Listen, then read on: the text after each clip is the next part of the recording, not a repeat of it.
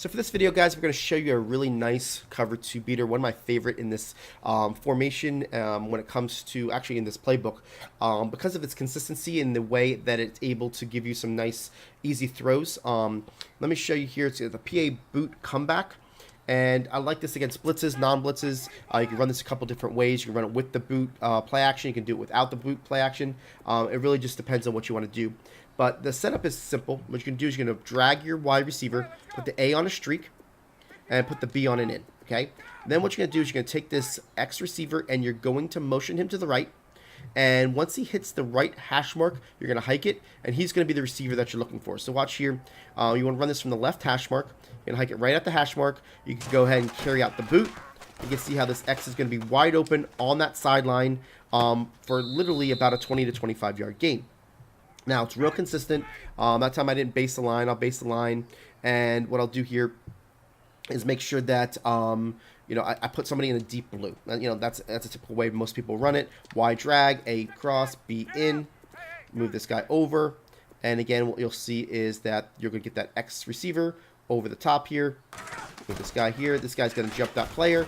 And you're going to be able to throw this ball pretty easily to the outside, right? Now, it's going to work even better when it's hard flats. All right, so here's hard flats. We'll do the same thing. Y drag, B in, A streak, move them over. And this time I'm going to block my my running back, so I cancel the boot. And you can see here, I did it late. That's why everything was kind of discombobulated. But let's make sure here. We're going to block our running back. We're going to put the A on the streak, B on the in, and Y on the drag. And you'll see here that there's advantages to going ahead and not doing the boot, so you can kind of show two different looks. He's going to do a drop back, and you can see that he's still going to get open, right? So if you like the drop back better, it's going to be nice. What I like to do is I like to do the boot, right? Especially when I do it first, because if there's any type of blitzes coming from the left side, you'll see that the running back's going to do a much better job of being able to go at the player. So let me show you here what I'm doing, right? So I'll do the same thing with the boot.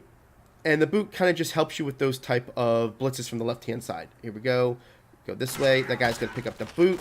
You come over here, and you can see that you got a nice, easy catch, right? So a lot of people aren't going to do that. Now, say, the user looked like he almost read it that time, right? So that's why you cut off the play action by blocking your running back. Put the A on the streak, B on the in, Y on the drag, move this guy over. So now you're doing a step back, so you're not thinking, you know what? Maybe it's not the boot play because he's not doing any fake off. They're waiting. Oh, now they realize that's the same play, and they can't user that. It's just one of those deals that you've got a drag underneath at the Y, you got the B underneath at the in, so you've got a couple different options, but you're really looking for that one player because it's just a really nice play. You're seeing that we're getting literally 20 to 25 yards each time we run it, and you're going to have that success with this just because of the way that angle is by that X receiver. Does a great job, and it's your number one receiver.